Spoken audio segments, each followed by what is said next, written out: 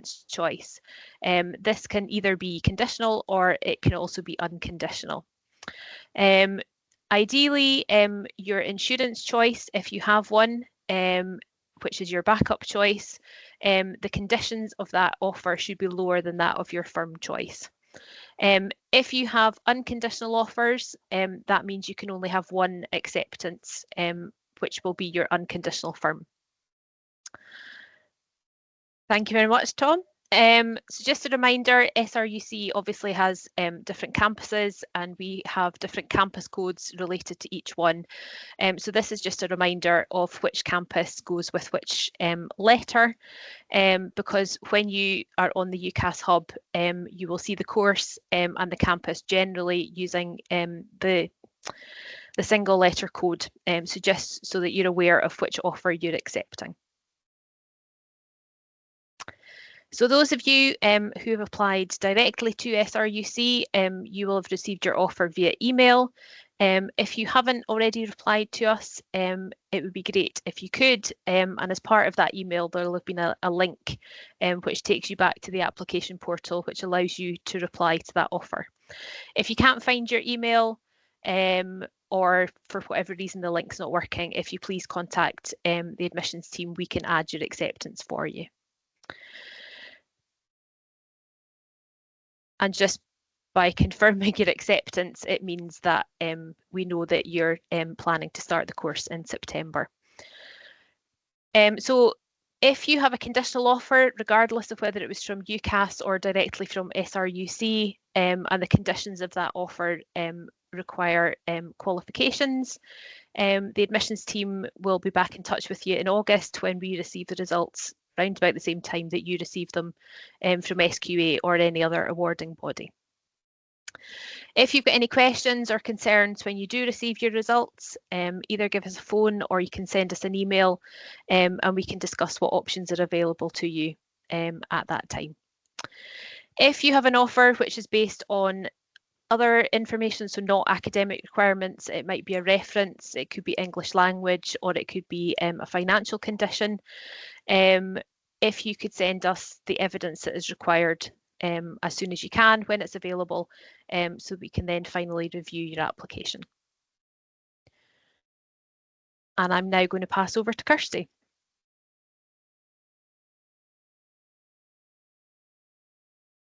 Hi. Oh, hi. So as Hannah said, I'm Kirsty, and I'm just going to have a little bit of description about the student support and what you can expect from support at SRUC. So we have support teams based on all of our campuses, and through these support teams you can access education, pastoral, funding and careers support and advice. The team can offer anything that comes under these subjects, plus many more support there. They might be able to provide the support in-house, or we have links with external agencies that might be able to provide the support. For example, we have in-house counsellors, but we also have links with external counselling and occupational mental health services. So you might be referred out of SRUC for that support. The kind of things we can support with would be if you have had support at school or somewhere else, and you think that's something you're going to need when you move into studying with us. It could be that you have dyslexia or some other learning difficulty that you might need support with. It can be health and well-being, anything at all. If you think you need help and support with your studies, then link in with the support team and we'll be able to help and make sure that adjustments are in place to help you with your studies. The education support, so education support tutors will be able to help with things like organisation of your coursework.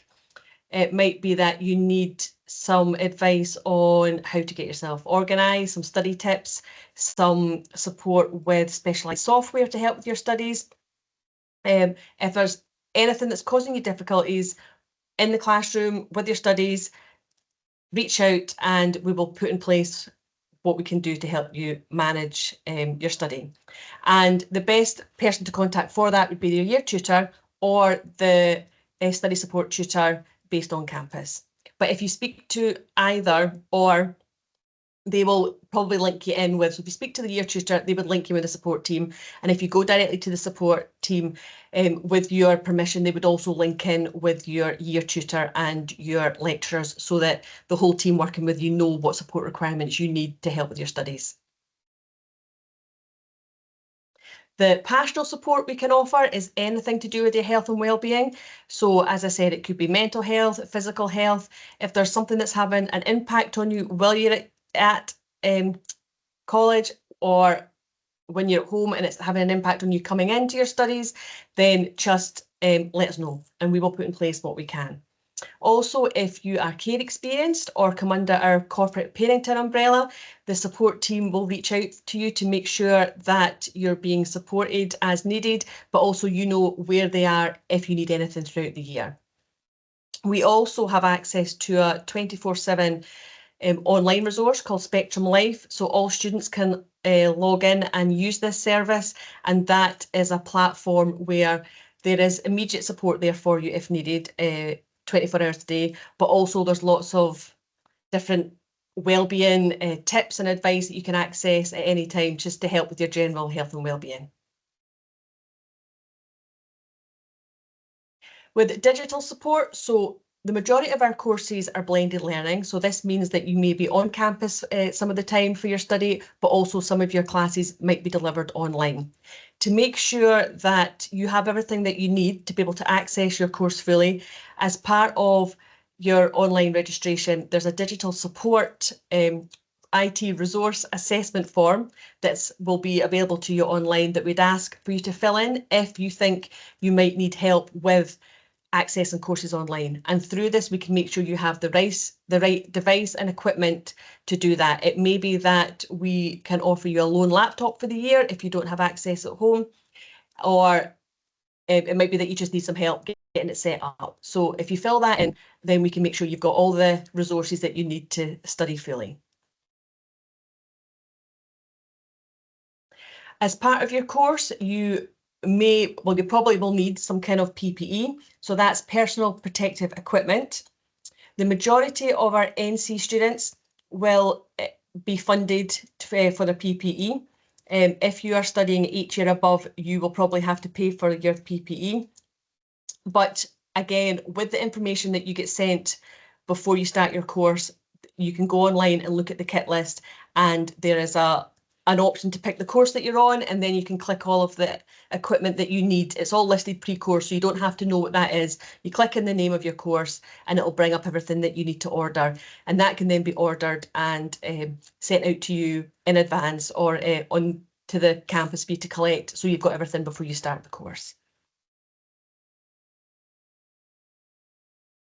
So our student support contact details, there is an email address for every campus. So the first kind of port of call for you to contact is if you email the support address for the campus you're going to be studying at, and that email address is monitored by the support team. They will either answer your question directly or will send it to the most appropriate person to answer the question for you. And that is for any questions about education, pastoral, any funding questions, which Katie will cover in a little bit more detail later on, anything to do with careers and anything to do with the residencies. We also have a faculty office email addresses for every campus. So if there's something that you want to ask and you're not sure who that should be directed to, you can email the faculty office, and again, they will either answer it or they will pass it on to the most appropriate person. But what I would say is, don't worry about whether you send it to the faculty office or the support email address. If you've got a question and you're not sure, send it to one of the email addresses because it will get answered. So, you know, if you send it to the wrong place, it won't be ignored. Somebody will pick it up and make sure it is sent to the right person. We'd rather you sent in your questions, you know, and we dealt with it at our end than you worrying you're not sure what to do with it. So don't ask anything at all. Reach out and ask. What I would also say is if you think you do need support during your studies, whether that's something you know about just now or at any time over your study, then get in touch with us. It's never too early to get in touch. If you get in touch with the support team, they can meet with you. It can be, you can go into campus, meet with somebody face to face, they can do it online, and we can get down all the information we need to make sure that you get the support you need right from day one. And whatever you need, we can have a look and see what we can put in place and put those adjustments in for you. We can meet from now up until you start the course, or we can wait till you start in September. It's entirely up to yourself. All the support teams are flexible in their approaches to meet your needs. Thank you. I will now hand over to Katie. Hi, I'm Katie and I'm the Fees and Funding Officer. So today I'm going to speak to you about funding for further education and higher education students. So first up, we'll speak about further education students. Eligible Scottish students are not required to pay for their tuition fees while studying an FE course. FE students apply directly to the college for funding support, and there are two funds that students can apply for. These are EMA and bursary. Students who are under 18 and living at home while studying can apply for EMA. Students are required to have a household income less than £24,421. So if you're over that, then unfortunately you wouldn't be eligible for EMA. Students under 18 can also receive non-means tested travel expenses from the bursary, although if you're travelling to college by public bus or college bus, you should have your free bus pass, therefore you'll not receive travel expenses. The bursary is made up of tuition fees, protective clothing for your course, maintenance and travel expenses. You can also receive help from the bursary towards the cost of SRUC accommodation. Help towards the cost of accommodation is for all FE students, even those who are under 18. Accommodation is mean tested on household income, and students over 18 can apply for maintenance and travel expenses from the bursary, but again, this is also means tested on household income. So if you're under 18, and you're moving in SRUC accommodation, you would apply for the bursary and not EMA. We also have the care experience bursary, so this is for students who have been or are currently in care, so they would apply for the care experience bursary. We do have a guide to student funding for our FE students that is available on our website if you would like more information on that, or you can also email registryfunding@sruc.ac.uk.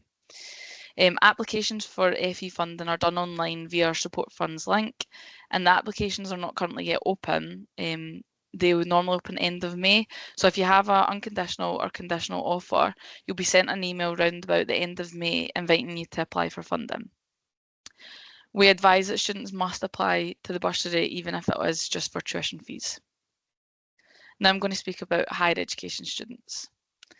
A Scottish national or Scottish resident HE student studying full-time for a HN or degree course needs to apply for their funding from SAS for each year of their course. You can apply to SAS for tuition fees, student loan and the bursary. You must apply to SAS even if it's just for tuition fees. If we don't get confirmation that SAS are paying for your fees, then you may risk being faced with an invoice from us to pay your own fees. A Scottish national or resident student on a part-time HE course can apply for assistance for tuition fees from the SAS part-time fee grant. Part-time students are not eligible for a student loan, only help towards the cost of their tuition fees. Applications for the part-time fee grant are made online via the SAS website. During the application process, it will ask you how many SCQF credits you're studying, and this will be dependent on how many modules you'll be doing during the year. If you have any queries regarding your SCQF credits, then please email registryfunding@sruc.ac.uk.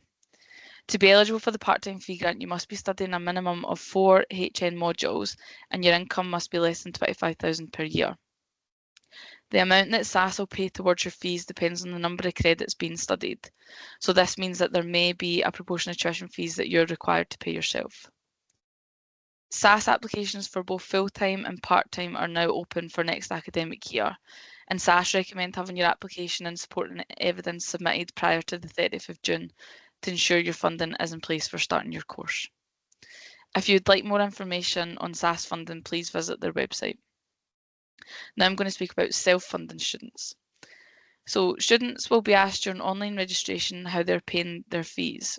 If you're paying your own fees, you can either pay by standing order over 6 months, November to April, or as a one-off payment.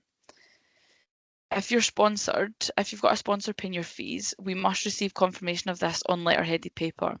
The letter must confirm company address, email address for invoice to be sent to, contact number, and a purchase order number if relevant.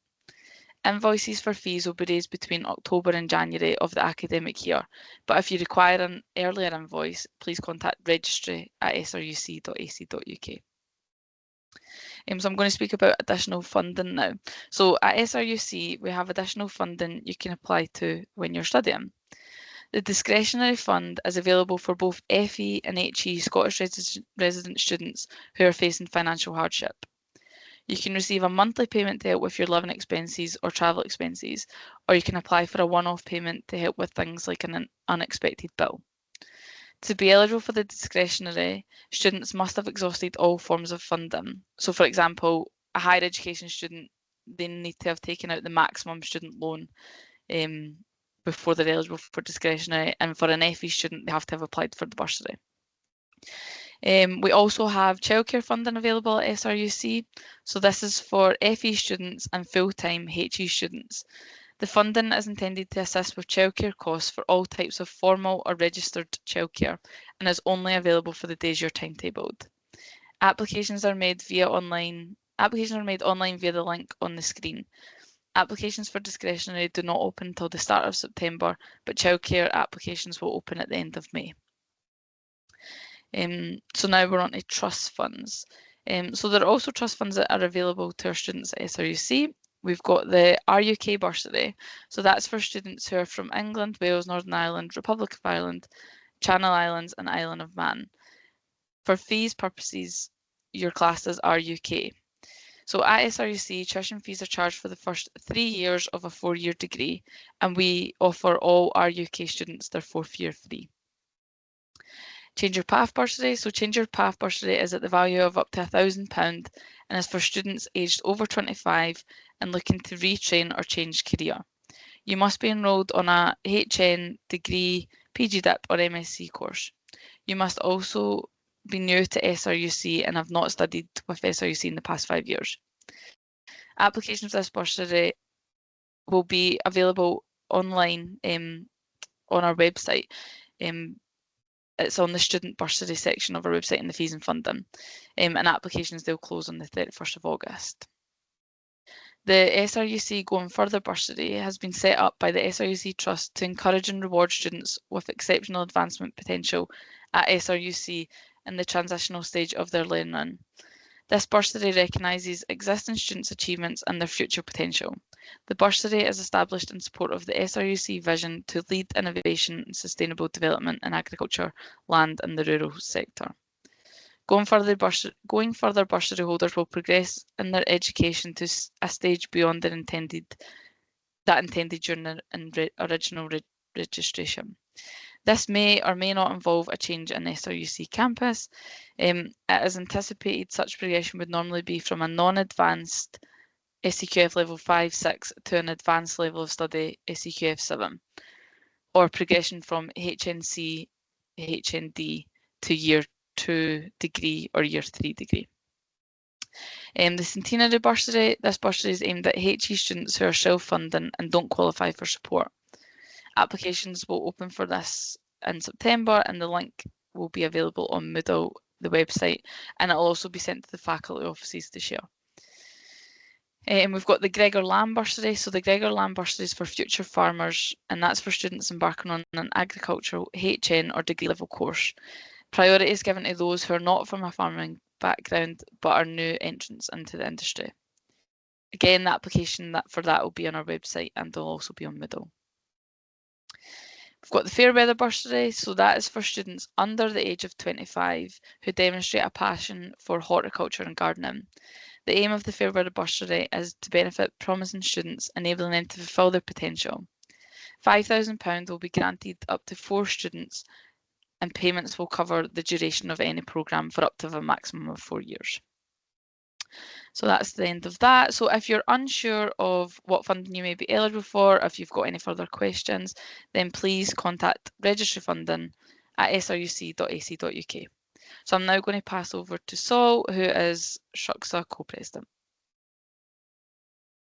Hi everyone. I'm Structure's co-president. I'm just going to talk a little bit more about our student association and kind of student associations in general and what to kind of expect from us. A student association is an organisation within the college that organises activities, provides support, and makes sure your voice is heard in decisions that affect students. Our student association is SRUCSA. It stands for Scotland's Rural University and College Student Association. I know it's a bit of a mouthful, but we're student led and we work to basically make your time at SRUC the best it possibly can be. That kind of means we run sort of clubs and societies to help you connect with other students. We'll represent you in meetings and try and basically fight for you to have the best experience when it comes to learning and social. Just to make sure your time here is as good as it can be. We have 3 co-presidents based across SRUC, and we've got 2 full-time staff members that help kind of in our day-to-day operations. A bit more insight into what we do. We represent students collectively and individually in all areas across SRUC. We act as a link between students, SRUC and external organisations as well. We're basically here to promote social engagement and support social, cultural, and sporting activities. And we also take part in board meetings and committee meetings as we're officially the student voice that represents to the board. Next slide, please.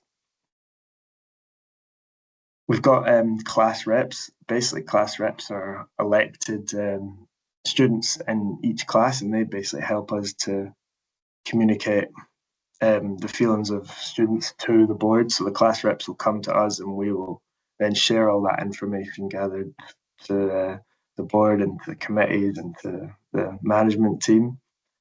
So basically a bit more about the class reps is your job is to communicate with all your classmates, to spot issues that could be arising in maybe your course or socially, and to work with us and your other lecturers and other staff to find solutions to these problems. If you're a class rep, you'll attend things called student liaison groups and student liaison committees. I know they sound very similar. We're working to get the names changed a little bit. And also student panels, which are informal conversations you'll have with your co-presidents. But also, it's not just exclusive to this. If you want to schedule a meeting with any co-president, you can do it whenever you want. It's not bound to a single meeting. Next slide, please. We've changed how our officer roles work at SRUCSA. Before we were based on geography and what campus you're staying at, but we've now changed our areas to engagement and advocacy, welfare and community, and education and quality. We've got a newly elected team that will meet you when you come in September, and they are Alex, Mary, and Sean, and they're really excited to work with you guys. Next slide, please. We have clubs and societies that you can create and join. Basically, these they're really easy to do. All you need is a couple of friends, and you just got to be interested in an idea, and anyone can fill out the paperwork to start it. It takes less than a day. This can open up the possibility of us giving you funding for activities. So if you've got for example, a five-a-side team, you can apply and SRUCSA can fund that, and we can give you enough money for balls, kits, membership at the fives, like a pitch. We're also there to provide support in setting all that up. We don't just give you the resources and leave you to it. We take you through it step by step to make sure you are completely comfortable with setting up a club and a society. We can offer advice and guidance, and we can help you attract more people to join your club and society. We have, as you can see there, we've got our Edinburgh five-a-side football team. We've got Orcs, which are Oak Ridge Rangers, and we've got our newly formed School of Veterinary Medicine Social Committee. We have many more as well, just around the campus, but those are our big ones. Next slide, please. Student advocacy. We're here for you when things are maybe not going well. We're here for you when things are going well and when they're not. We offer confidential support with academic appeals or misconduct, making complaints, disciplinary cases, residential issues, and accommodation concerns. We're also there just overall if you need support, if you don't really feel comfortable approaching anyone. Strux has always got a door open. We operate with a door open policy, so anytime you need anything whatsoever, come to us. We'll support you and point you in the right direction at least. We've got an email for issues like that. It's help.strux@sruc.ac.uk. Next slide, please. These are our social medias. We've got Instagram. We post on there fairly regularly, or we try to, and we've also got our email that you can reach us on at any time. And we've got a website. It's a little bit of a work in progress. We're figuring it out, but we're hoping to, by the time you guys all get in here, we'll have that fleshed out and it'll be fully operational. Yeah, I'm going to pass you back on to Hannah now. Cheers. Thank you. So the next slide summarises really where we're at. So after this online event today, we would encourage you to come and visit us if you can, especially if you haven't already. Many of our subject areas are having an event specifically for those holding offers. There are 1 or 2 instances where that hasn't been possible. If there isn't a specific offer holder event, then we have open days coming up as well, so you can attend those instead. So the next steps, we would like you to accept your offer as, go back one, Tom, you've jumped the gun. So we'd like you to accept your offer as Claire's described. We as a marketing team are going to send regular emails out over the next few months with links, information, pointers for you, keep you on track. So keep your eyes open for those. You should organise your accommodation now if you need accommodation. If you have a look at our website, search for the accommodation section, you'll find instructions and contact details there. Arrangements are slightly different depending on what your campus is, so have a look at what's on the website for accommodation. As Katie said as well, if you need to apply for funding, now's the time to get that sorted too. If you have exams coming up, then obviously we wish you the best of luck. Once you get your results, our admissions teams get those and they will review those and hopefully they'll confirm your place after that if you're holding a conditional offer. Again, as Claire has described, you can search our website for term dates as well. Welcome week is the first week in September and term for nearly all of our courses starts on the 8th of September. But again, all that information is on the website and will be emailed out to you regularly over the coming months. Next slide, please. So as I say, most courses and campuses are having an on-campus event specifically for those who are holding an offer. If you have a look at the QR code here on the screen or check out the emails that you've been sent, you can see if your course does have one of those. If it doesn't, check the website for open day dates. Come and visit us if you would like. If that's really a problem and you can't get to any of these things and you really want to come, just get in touch with us and we can try and arrange a time. I know there are no events at Oakridge, for example, but they have open days coming up at the start of May, so you can have a look at that. Next slide, please. I also just wanted to flag up the SRUC virtual experience. You can get to it using the web address that you see on the screen. Down the side, there is a section for offer holders. There's useful information, useful links to the website, those sorts of things. And the recording of this event as well will be up on there in the next couple of days once we've finalised it. So that's a place where you can go back and see these slides too. I think that is it from me. So we have an email address specifically for offer holders, which you can see on the screen there as well. But as Kirsty said, there's no wrong way to get in touch. Just make sure you do get in touch if you need any help. And that's us. So I think we're going to hand over and see if there are any questions to deal with. Yeah, thank you, Hannah. Sorry, my mic was off there. Yeah, we've had a few questions rolling in already, and if you've got any more, please do pop them in the chat. So the first one is finance related, so that'll be for you, Katie. It is, I live in England, but have travelled over the border to Scotland for my school my whole life. can I qualify for Scottish fees, or will I be paying as an English student? So if your home address is registered in England, then you'll be classed as RUK for fees. You won't be eligible for Scottish funding. Okay, thank you. And next one, I believe this will be for you, Sol. How many people are needed to set up a club or society? You only need 3 people to set up a club or society. You need the treasurer, the secretary, and the president. So if you're coming to SRUC and you manage to relate to something with 2 mates, all you need is a 3 to set it up, and then it's a fully functioning club and society. That's great, thank you. This one I think is for yourself, Kirsty. My daughter will need student support. She has offers for Barney in Edinburgh. She's asking, does she email both teams, or is there a centralized place that she can get in touch with? There's not a centralized currently. You can email both, or what you can do is just email one of the teams to start with, have a chat with them, and then ask them to link in with the other team, because although we're all based at different campuses, we all speak to each other, so there can be a bit of joint up work between the teams as well. So yeah, if you just contact one, and then from the discussion, that can all kind of be done behind the scenes by us. Perfect, thank you. And Claire, is accepting an offer via email an unconditional offer or conditional?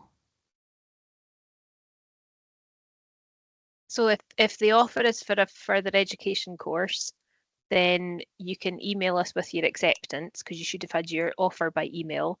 But if it's a UCAS application, you need to accept your offers through UCAS. Great, thank you. I've got another one here that says, can you apply now for student accommodation even if you have only a conditional offer?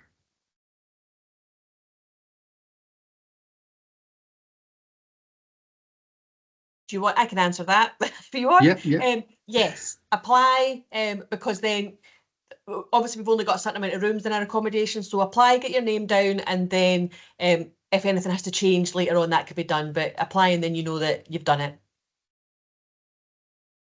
Great, thank you. What else do we have? Is there student accommodation at the Elmwood campus? If not, are there any recommendations? There is not any student accommodation at Elmwood. What I would suggest is there's a few places we know that students have chosen to go and stay. So I can't give recommendations of where they are, but if you want to get in touch with the Elmwood student support team, that's where I'm based. So if you get in touch with us, then we can have a conversation about and I can let you know what some of the students have done in the last couple of years for accommodation. Great, thank you. All right, Saul, this one is for yourself. It just asks, are there any sports teams or activities already set up across the campuses? Can you just give a rundown of some of the Yes, the ones? we've got our 5-a-side team at Edinburgh, and it's not a club yet, but we've got our sports drop-ins at Oakridge, which we basically hold a different kind of sporting event every few weeks in their games hall. And I think the new Struxa team going forward might be open to expanding that to other campuses as well. But official sports teams, we've got our 5-a-side in Edinburgh. We'd love to get some more. Excellent, thank you. Now, this next question is asking, what does the weekly timetable look like for HND in Edinburgh? As in, when are you expected to be on campus? Now, the timetable does change kind of depending on what subject. I would say for that, unless anyone would like to jump in, my recommendation would be if you can email us, and we can put you in touch with a relevant lecturer who can maybe give you an example timetable from this year. Timetables will also, sorry, Hannah. So no, on you go. Timetables will be available on the website at the start of August as well. Yeah, and last year's timetables are currently still on the website, so you can have a look back. If you just search the SRUC website for timetables, you can see last year's timetables on there, so that you can have a look at kind of what a typical week would look like. But confirmed timetables, yeah, as Claire says, start of August. Great, thank you both. Katie, this one's for you. My daughter will be 17 when starting, but our household income is higher than the £24,000. What funding route would we go down? So if you're higher than the 24,000 and they're not staying in SRUC accommodation, then all the student would be eligible for is travel expenses if they're not using their under 22 free bus pass. They'd also be eligible for their protective clothing as well. But if for a student under 18, if they're over the household income and staying at home, then they're only eligible for their travel expenses. Great, thank you. And another one for yourself is, can you apply for the FE bursary now if you have an unconditional offer? So applications are not currently live and won't go live until the end of May. So students that have got an unconditional and a conditional offer will be emailed around the end of May, inviting you to apply for the FE bursary. Great, thank you. Now we've got an Aberdeen question here. It says, if I'm staying in Hill End Halls at Aberdeen, do we have access to the clubs and associations that Aberdeen Uni run there? Anybody know the answer? Know that in Edinburgh, Edinburgh students at KB have access to all of Edinburgh's clubs and unis. So I'm guessing. Yeah, there is a similar arrangement at Aberdeen where you have access to the University of Aberdeen's clubs and societies via the accommodation at Hillhead. The only thing I'm unsure of is if you can participate in like competitions. Yeah, not competitive. To compete, you have to be a member of that university team, but you can join in, certainly. Next question here. If there are placements, will we get dates for the SAS application? So the only course that I'm aware of that gets like a year placement is the degree vet nursing, and that will be year 2.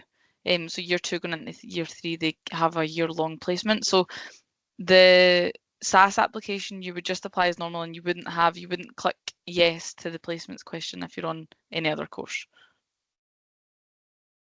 Great, thanks. And then we have, hi, my daughter currently lives here in England, but will be moving to Edinburgh in the summer before her move to Aberdeen, before her move to Aberdeen. Where will she stand with tuition fees? She currently has a conditional offer.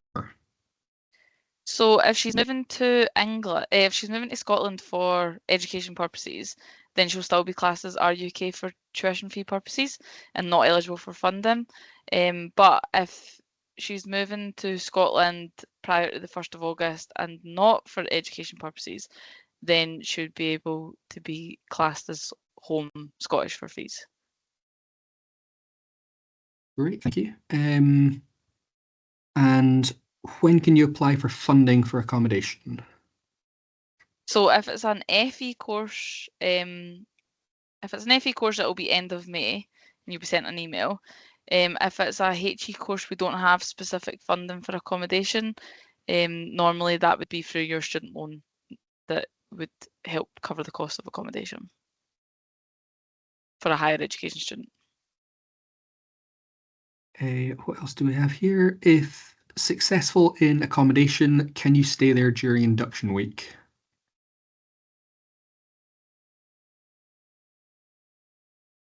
Yeah, they do. They can stay in accommodation during induction week. Yeah. Yes. Yeah. Okay, next question. My son will be 16 and staying in SRUC accommodation. Household income is over 24k. What funding route is available for us? So that would be the FE bursary that you would apply to. It's hard to give a specific amount of what funding you'd get because I'm unaware of individual circumstances. So it is means tested, so it really depends on what your household income is, depending on what help you'll get from the bursary with the help of accommodation costs. But if you want to email, feel free to email me at registryfunding@sruc.ac.uk and we can discuss further. Great. And a question just come in asking, is self-funding when you start paying? if self-funding, I think. When do you start paying? Sorry, I need my eyes tested. If self-funded, when do you start paying? Sorry about that. So it really depends on if you're paying by one-off payment or by standing order. So if you're paying by standing order, it's November time that the standing order will set up, November to April. That will be the last payment. And then if it's one-off payment, normally invoices are raised from any time between November and January. So when you get that invoice, then you'll pay it. I've got another one here that says, is there a college bus that goes directly to the Barony campus?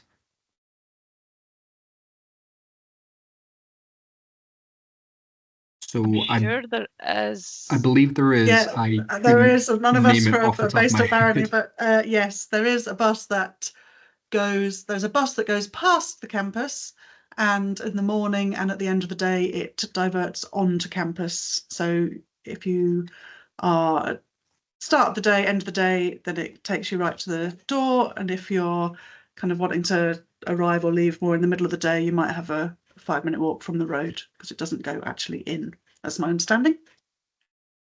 There is information as well on the website. If you go onto the website and look under student support, and then you can break it down onto campuses. And if you click on the individual campuses, on some of them, there's information as well about buses and transport and things like that. So there may be information on there as well for it. Super, thank you. There's another question that says, how much do students receive via FE bursary per month? Again, it's hard to confirm because I don't know individual circumstances. The current bursary, so the current bursary for a student over 25 is £125.55 per week, £99 per week if you're under 25, 18 to 25. But again, it's means testing household income, so that may not be what you get, and also rates can change. So we've not had the rates from the Funding Council for next academic year, so these figures may stay the same or increase.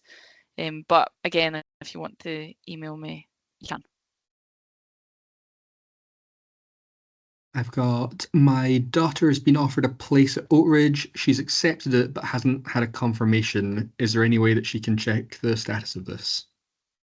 Yeah, if she emails admissions@sruc.ac.uk, we can easily check. And this question, this is from the person that asked about moving to Edinburgh prior to studying in Aberdeen, and they've just said, what information do we need to prove that my daughter has moved to Edinburgh in June prior to her move to Aberdeen? So normally like a council tax or a rent agreement, we could accept that to show that they've moved in June. Perfect. That was the last question we've had. I'll give it just a couple of seconds in case we get any last minute ones come in, but let me just check.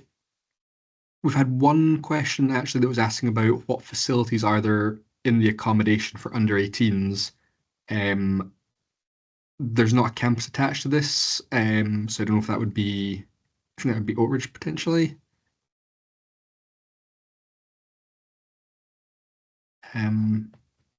If the person asks that, if they can drop us an email, then we can get that answered to you and give you a ton of information on accommodation there. But yeah, that looks like that's no more questions. So thank you everybody for your time there. It's much appreciated. Thanks very much.